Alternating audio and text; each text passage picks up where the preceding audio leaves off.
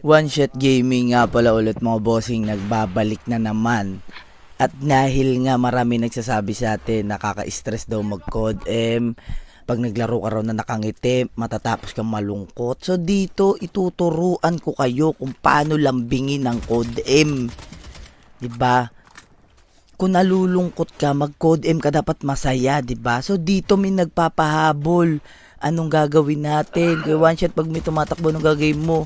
Tutukan mo lang yan. Pag ayaw niya, diwag. Kaso si Kuya rito, gustong magpakilala, bumalik pa talaga sa nakaraan. Mas lalo kang masasaktan, di ba? So dito nakaloadout na tayo, nag-flank na nga agad tayo dahil smoker. Tayo yung palagi nauuna sa gera. Si Kuya rito, akala ko si Spider-Man. Nagulat ako dun, so binigwasan na natin yan. Pero dahil nga smoker tayo yung unang magpupush, tayo yung unang mag-i-engage. Tignan nyo naman, gumigit na pa tayo sa gamundong kalaban. Meron pa nga dito sa likod. Tinutukan natin, bagsak, lagapak, ang burloloy. Diba sabi ko sa inyo, napaka-basic lang mag-code M. Huwag mo lang iindahin kung palong-palo yung kalaban, sabayan mo lang. Si Kuya dito, nagpo-floor wax na, so binigwasan na natin. Kaso meron tayong hindi inaasahan dito, nabigwasan tayo dito, nag-floor wax muna tayo. Kaso lang, nabuhay ang magbibigay ng bangungot sa kanila dito. Wait lang po sa. Kasi malulupit yung mga kakampi natin dyan, binuhay tayo. So, tayo yung magbibigay ng bangungot sa mga kalaban. So, dito pagkalot natin, nag-push na agad tayo dyan. Kaso, meron tayo nadaanan na burloloy, nahulog ng langit. Hindi ko alam, parang anghel pero walang pakpak. Tinuluyan na agad natin, di ba? So, dito may nagpa-flank na naka-snowboard. Tignan nyo, hindi ko alam kung sino yung tututukan ko. Tinutukan ko yung isa, nagpanggap na puno. So, may bumabaril na naman sa atin. Nakita ko, nasa taas, nagpanggap na gabilya. Tinutukan natin, lagapak, ang burloloy. So, hindi na tayo nagdalawang isip. Nag-push na agad tayo, gumigit na tayo. Bakit? Kasi confident tayo, di ba? So, tignan nyo naman, si Kuya rito, parang ads, iniskip natin. Tinutukan ko yung dudong, boom, lagapak. Diba sabi sa inyo, napaka-basic ng code M. Diba may tumutok sa likod, walang ka-stress. Tignan nyo naman kung paano natin nilalaro lang.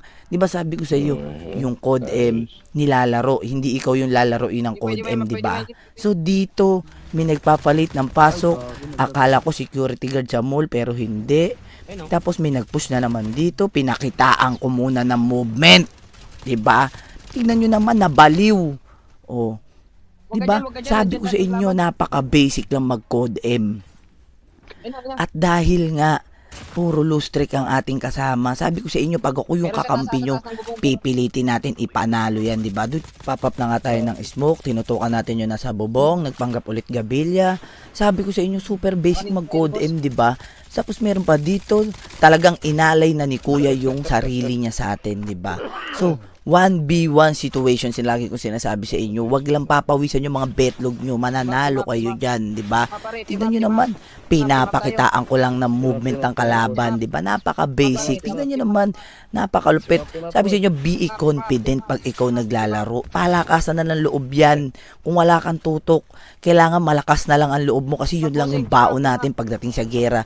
Di ba? Tignan nyo, oh. Kung kinakabahan ka, dapat patay ka na dyan. Diba? Pero pinaglalaroan lang natin yung kalaban sa BR. Tingnan nyo naman. Minamarsilin lang natin. Tingnan nyo. Oh, nababalo na si Kuya. Hindi na alam anong gagawin. Pinalo ko si Kuya.